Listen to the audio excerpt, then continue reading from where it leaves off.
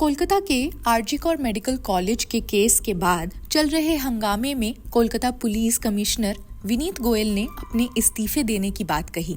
उन्होंने अपने इस्तीफा देने की पेशकश भी की है, लेकिन मुख्यमंत्री ममता बनर्जी ने कहा कि वो अभी उनका इस्तीफा नहीं ले सकती है, कम से कम दुर्गा पूजा तक तो बिल्कुल भी नहीं।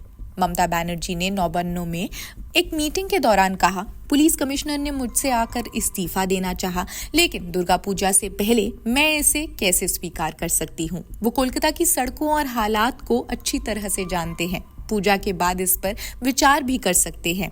ये इस्तीफे की मांग जूनियर डॉक्टरों की तरफ से आई है, जो 9 अगस्त को आरजी कौर मेडिकल कॉलेज में अपने सहयोगी की रेप और मर्डर के बाद से ही हड़ताल पर है। ममता बनर्जी ने हड़ताल पर गए डॉक्टर्स से अपील की कि वे काम पर लौटे दुर्गा पूजा की तैयारियों में भी शामिल हो। इस केस की जांच अब सीबीआई कर रही है। मामले ने पूरे देश में हड़कंप मचा दिया है। सोमवार को सुप्रीम कोर्ट ने भी कहा कि प्रदर्शनकारी डॉक्टर्स को मंगलवार शाम 5 बजे तक काम पर लौटना चाहिए।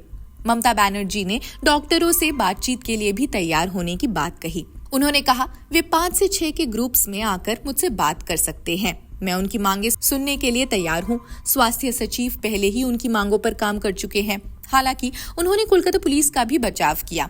कहा कि पुलिस ने प्रदर्शनकारियों को पूरी आजादी दी, जो कई अन्य राज्यों में नहीं मिलता।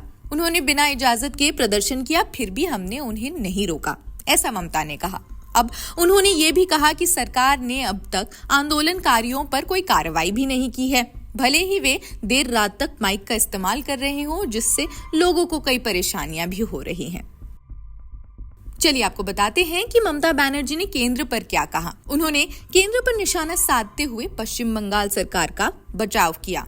पश्चिम बंगाल सरकार ने CISF को हर संभव सुविधा दी है।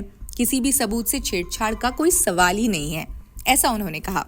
मीटिंग के दौरान ममता ने सरकारी अस्पतालों के संचालन में सुधार के लिए भी निर्देश दिए हैं। खैर, इस रिपोर्ट में बस इतना ही। अन्य अपडेट्स भी हम आप तक पहुंचाते रहेंगे। तब तक देखते रहिए जनसत्ता। शुक्रिया।